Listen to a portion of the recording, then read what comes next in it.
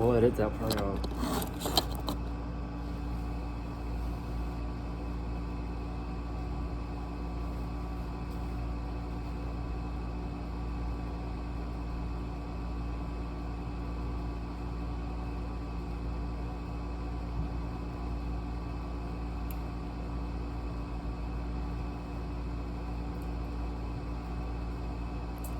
So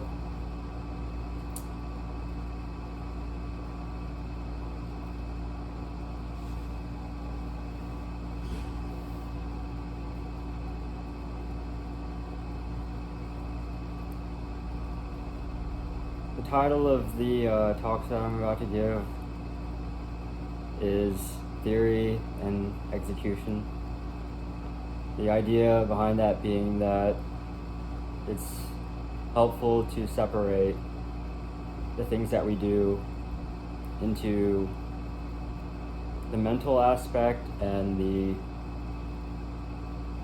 physical aspect, or if you like, the aspect of doing and thinking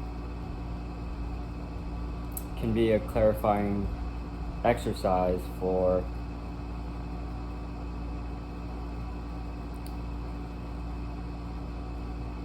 arranging your thoughts and feelings. And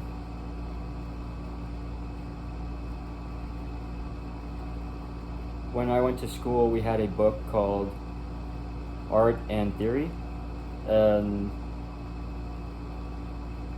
you can check it out if you like. Art and Theory was a meaningful book to me in a lot of ways. What I liked about art is that it has to do with the functional aspect of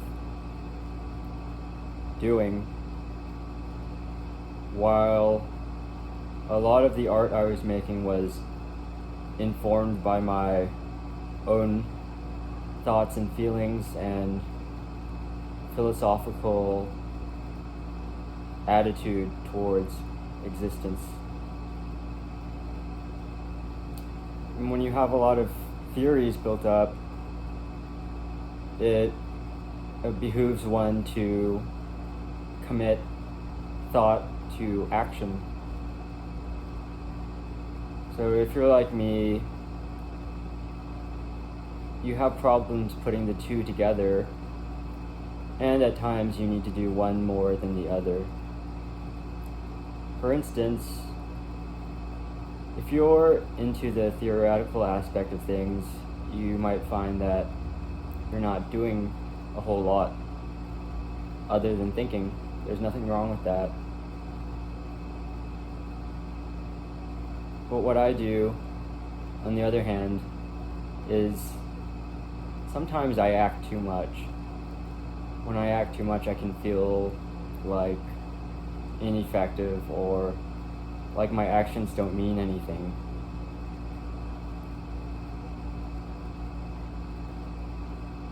So in my life, I've always been one or the other, and it's only more recently that I've gotten better at being a thinker and a doer both.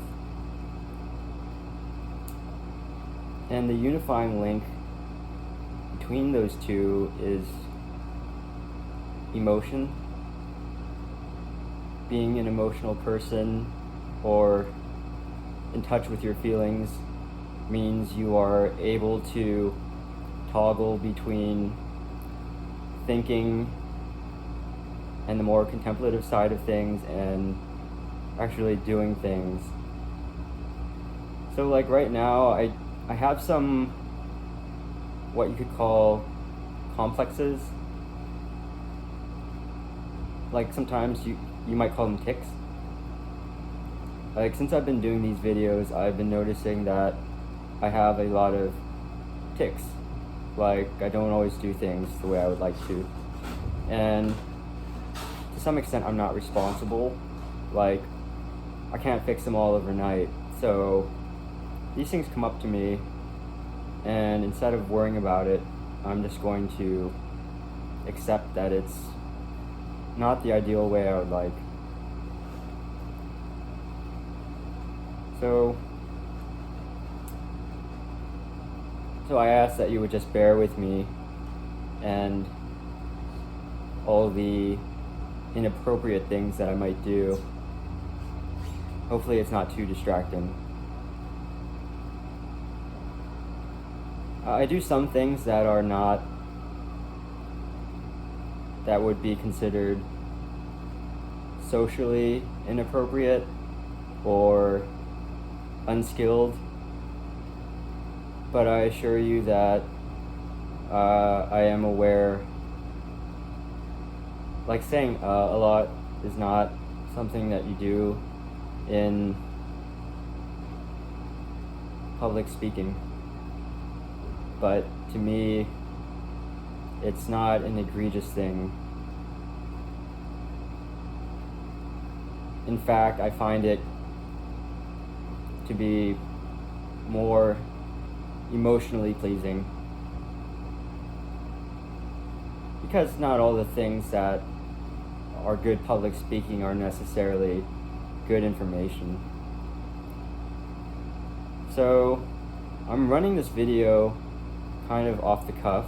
I haven't thought too much about what I'm going to say. I have a few notes here, and I think what my purpose is to give you a template to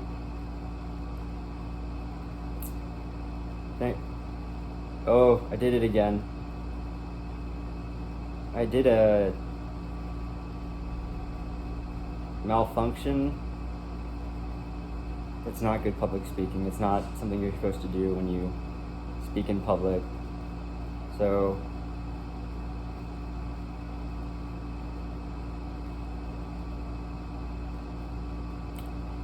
wham, slippo, super, car. Moving along here.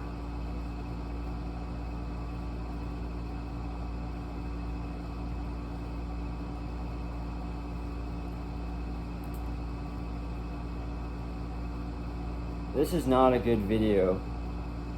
I'm going to say that up front. But I just plan ahead. I said to myself, I'm just going to do this video and it's going to be good, more or less, within a ballpark.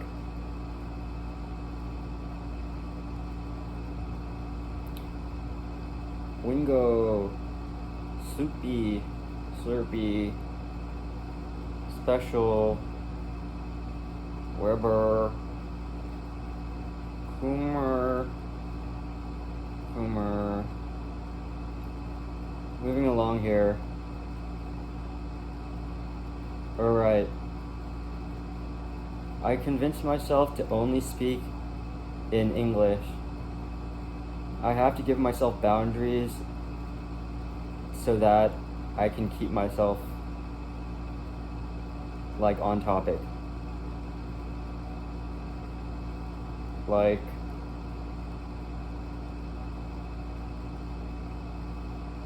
when you set basic ballpark goals for yourself, it allows you to move forward with things that you might feel hesitant or uncomfortable about, like making a video, going out for a walk, setting a goal for yourself requires a fair amount of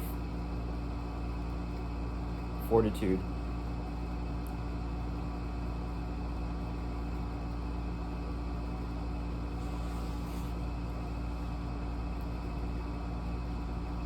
So I don't have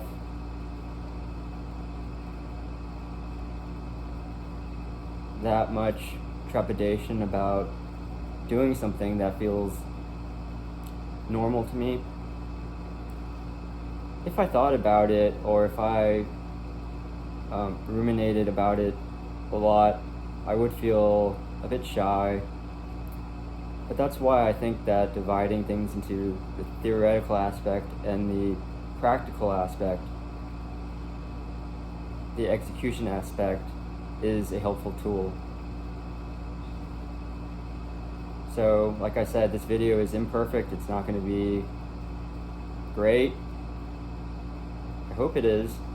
But I thought ahead of time the things that I could do to make the video the best possible thing as far as I am or feel myself able to.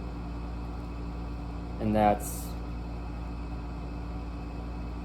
the theoretical aspect. Well, what am I doing here?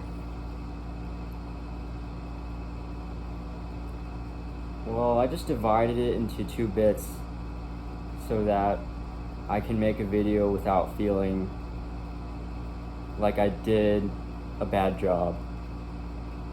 Sure, it's not going to be the best video, but it's, as far as I can tell, within the ballpark of what I think I'm capable of. So bearing that in mind, it's going to be alright. Like the English thing, I figured that out, that I was just going to speak in gibberish if I didn't set boundaries for myself. The other things I'm okay with, like the ums and the ahs, to me are not a deal breaker.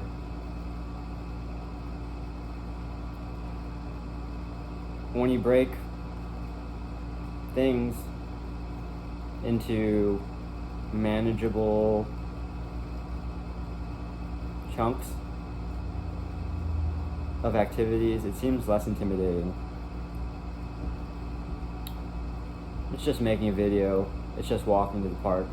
For some people, that's hard, and if you're like me, or if you're feeling a lot of stress, then to do even that would seem very difficult.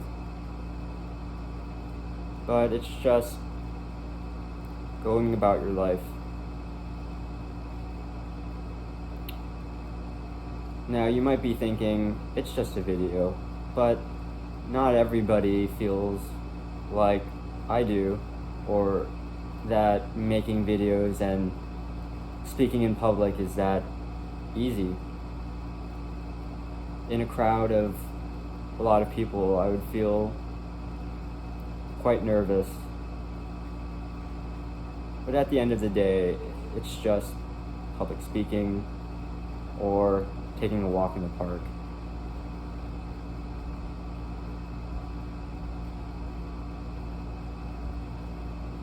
Taking a walk in the park,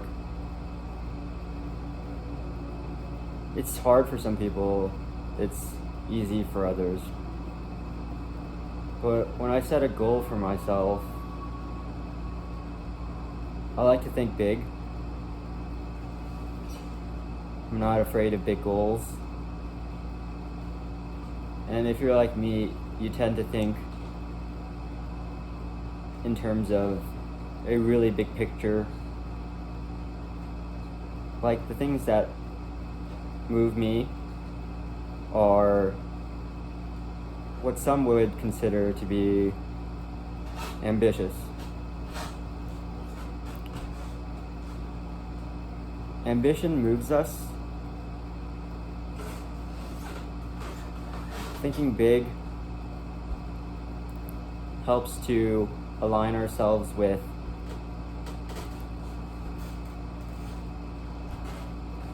our innermost desires. Like you might be thinking, this is a really cheap video. But what I think is that people make a lot of people happy with little videos.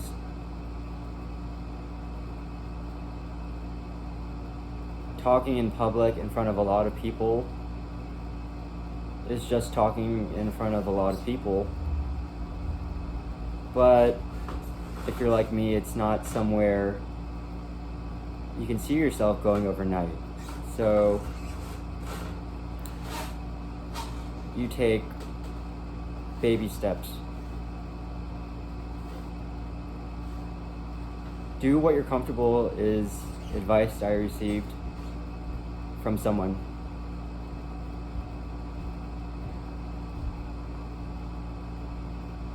I used to push myself into a lot of uncomfortable and, quite frankly, unimaginable activities. And the differentiating factor, or what made a difference for me, was being able to see that in order to achieve a goal, it had to be something that I was comfortable with or able to do over a period of time rather than sporadically. So what you're seeing here, I didn't get here overnight. This is a big deal for me.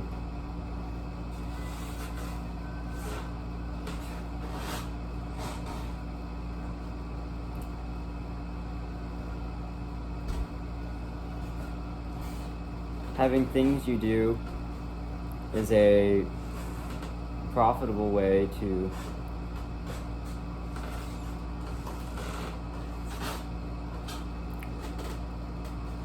having a series of activities is a logical way to order your day. Where I'm living, there are people who actually find that to be like out of order, like unrealistically possible. But to just have things that you are able to do, for instance, just laying in bed, if that's all you do, that's a reasonable way to live.